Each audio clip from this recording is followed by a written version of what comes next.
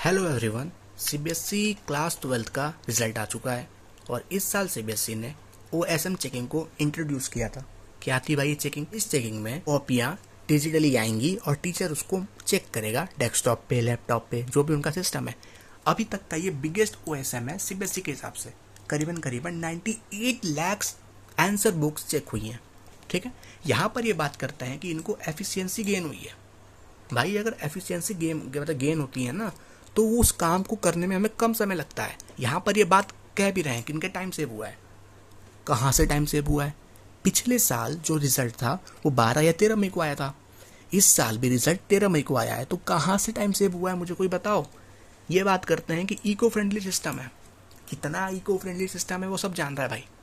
ठीक है, यहाँ पर अगर मैं तुम्हें डाटा दिखाऊं तो यहाँ पर डाटा ये कह रहा है कि ये रिजल्ट के साथ इन्होंने डाटा ये अपलोड किया था कि इस साल करीबन करीबन इतने बच्चे अपीयर हुए थे। ठीक है, इतने बच्चे अपीयर हुए थे और 88% का पासिंग परसेंटेज था उस टाइम पे। 2025 की बात कर रहा हूँ मैं। ये 2026 में बच्चे बढ़े हुए हैं। इतने बच्चे इस बार अपीयर हुए थे और इस बार पासिंग परसेंटेज है 85%। 3% की गिरावट है। भाई ये मैं नहीं कह रहा, यहाँ सीबीएसई ने खुद डाटा डाला है कि ये डाटा है इनका इस साल का। भाई 3% बहुत बड़ा नंबर है अगर हम लाख में देखें तो। अगर बच्चे बढ़ रहे हैं ना तो पासिंग परसेंटेज बढ़ना चाहिए। किसी भी अच्छे बोर्ड का ये एक क्राइटेरिया होना चाहिए कि पासिंग परसेंटेज बढ़ेगा। यहाँ पर 3% की गिरावट है।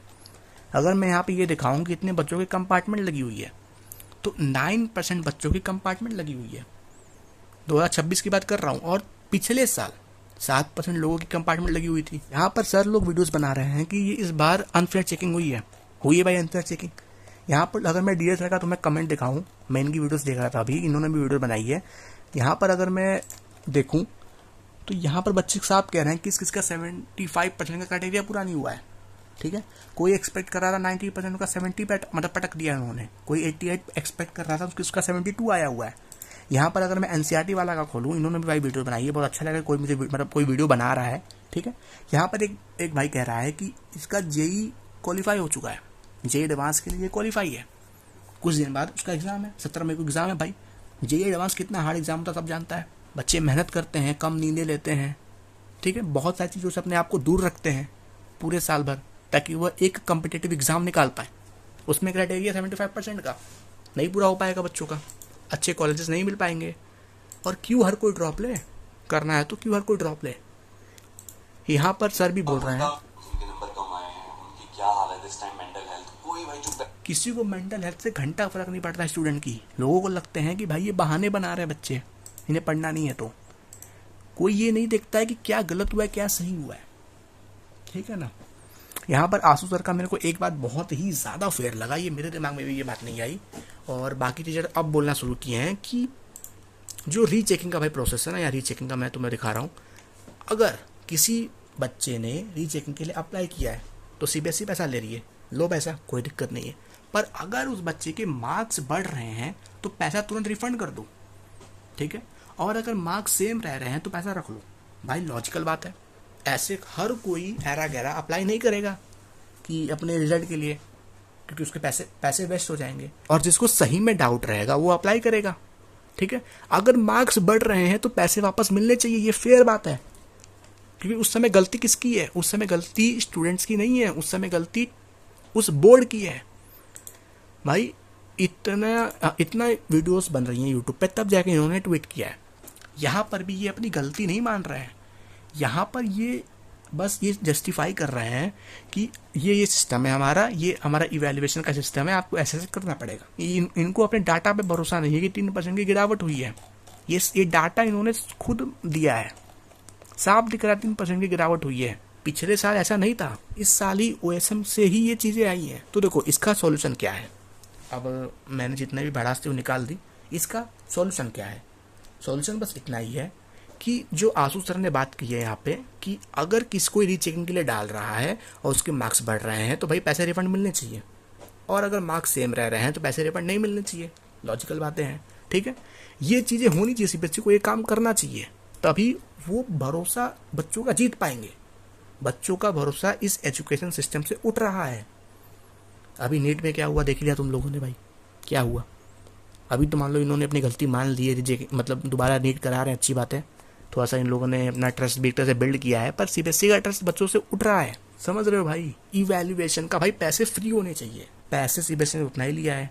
ट्रांसपोर्टेशन का पैसा बचा होगा इनका, ट्रांसपोर्टेशन का पैसा बचा होगा, इन्होंने सारी ये बात लिखी भी होगी कि हमारा जो ट्रांसपोर्टेशन का पैसा है वो बचा है। अगर मैं इनका ये सर्कुलर देखूँ, यहाँ पर इन्होंने बात कही होगी, ये बात करते हैं यहाँ पे कि बच्चों का ट्रस्ट बिल्ड हो रहा है। भाई ट्रस्ट हट रहा है, बिल्ड नहीं हो रहा। कहाँ है कि एफिशिएंसी दिख ही रहा है। यहाँ पर कह रहा है कि पिछले साल ट्रांसपोर्टेशन भाई रिक्वायर्ड था, इस साल रिक्वायर्ड नहीं है, तो वो पैसे बचे होंगे ना भाई, कहाँ गए वो पैसे, यूज़ क्यों नहीं करना है, क्यों सीबीएसई इस चीज़ में पैसे मतलब जोड़ रहा है। इतने महंगे महंगे फीसेज है भाई, इतने महंगे महंगे फीस है। अगर मैं यहाँ पे तुम्हें डाटा दिखाऊँ कितने पैसे लग रहे हैं यहाँ पे अगर मैं ऑनलाइन अप्लाई करूँ तो ये 19 मई से शुरू होगा, ठीक है। 700 रुपये पर सब्जेक्ट लगेगा, ठीक है। वेरिफिकेशन और रीवैल्यूएशन के लिए अगर मैं अप्लाई करूं तो 26 से 29 के बीच में होगा, और 500 रुपये पर आंसर बुक, 100 रुपये पर क्वेश्चन। भाई मजाक चल रहा है, इतना बड़ा बोर्ड है, इतनी महंगी फीसेस क्यों। तो भाई इसका सॉल्यूशन यही है, लॉजिकल चीज़ें हैं जो मैंने पॉइंट्स बताया सीबीएसई को वो करना चाहिए, और बहुत लोगों के करियर बर्बाद हो जाएंगे यार। किसी ने मान लो जेईई में क्वालिफाई कर लिया है, अब उसके नहीं बने भाई परसेंटेज अच्छे, तो क्या करेगा बेचारा, अच्छे कॉलेज ना जाए, ड्रॉप ले, इंप्रूवमेंट दे, एक साल बर्बाद करे, जब उसको उस चीज़ की नीड नहीं है। तो भाई आवाज़ उठाना पड़ेगा। अगर तुम लोग ये वीडियो देख रहे हो, तुमको मेरे पॉइंट्स सही लग रहे हैं, तो इस वीडियो को हाइप करो, कमेंट में अपना कंसर्न बताओ कि भाई हमारे साथ ये हुआ है, ठीक है। क्योंकि 2-3 दिन बाद ये प्रोसेस शुरू होगा, तो इससे पहले ही हमें काम करना पड़ेगा। बहुत सारे लोग वीडियोस बना भी रहे हैं, बनाओ, गलत हुआ है इस बार, ठीक है। पेरेंट्स भी नहीं समझ रही है बात, ठीक है। यहाँ पे देखो साफ क्या लिखा हुआ है, बच्चे यहाँ पे सुसाइड कर रहे हैं। यहाँ पे मैं तुम्हें न्यूज़ दिखाऊं, तुम्हारे सामने मैं सर्च कर रहा हूँ, यहाँ पे देख लो, मैं सर्च कर रहा पहले से, मैं सब रिसर्च करके यहाँ पे आया हूँ, ठीक है। यहाँ पे देखो क्या लिखा हुआ है, 1 दिन पहले बच्चे ने सुसाइड किया, 2 दिन पहले, 1 दिन पहले। अगर मैं रिजल्ट खोलूँ तो क्या है भाई, यहाँ पे देख लो, ये बच्चा था, पढ़ो यहाँ पे क्या लिखा हुआ है, 12वीं का रिजल्ट। भाई देखो 12वीं का रिजल्ट जिंदगी का एक छोटा सा पार्ट है, मान रहा हूँ मैं, थोड़ा सा अगर मैं मैच्योर होकर सोचूं तो 12वीं का रिजल्ट उतना मैटर नहीं करता, पर कुछ पैरामीटर्स में ये मैटर करता है। किसी का कॉलेज भाई सिलेक्ट हो रहा था, अच्छा कॉलेज सिलेक्ट हो रहा था, वो नहीं ले पाएगा। किसी ने साल भर मेहनत की, 2 साल मेहनत की और जेईई क्वालिफाई किया, 75% उसका नहीं बना, नहीं ले पाएगा। 1 साल वो ड्रॉप ले, समय अपना 1 साल बर्बाद करे, 1 साल सबसे पीछे होए, किस लिए, ओएसएम चेकिंग की वजह से। मतलब क्या यार, अच्छे खासे मूड की ना ऐसी तैसी कर देते हैं ये लोग। एजुकेशन सिस्टम हम लोग का भाई बिगड़ रहा है, हमें इसे सुधारने की ज़रूरत है। इन छोटे मुद्दे तो नहीं है, सब वीडियो बनाना छोटा मुद्दा ये नहीं रहा, इसे बात को बढ़ाओ। सीबीएसई तक ये 2 दिन में बातें पहुंचनी चाहिए कि कितना बड़ा मैटर है ओएसएम, लोगों के साथ फेयर नहीं हुआ है। तो यार अगर तुम लोग को ये वीडियो लॉजिकल लगा हो, सही लगा हो, तो इस वीडियो को हाइप करो, लाइक करो और चैनल को सब्सक्राइब कर लो, क्योंकि मैं आगे भी न्यूज़ देता रहूँगा कि आगे क्या हुआ क्या नहीं, आगे क्या प्रोसेस है। मैं भी अपनी आंसर बुक के लिए अप्लाई करूँगा, इंग्लिश के लिए अप्लाई करूँगा और फिजिक्स के लिए अप्लाई करूँगा। मैं देखूँ कि मैंने क्या गलतियाँ करी हैं, देखूँगा, मैं अप्लाई करूँगा, देखते हैं, उसके बाद मैं आप लोगों को अपडेट दूँगा कि क्या हुआ है। Bye bye.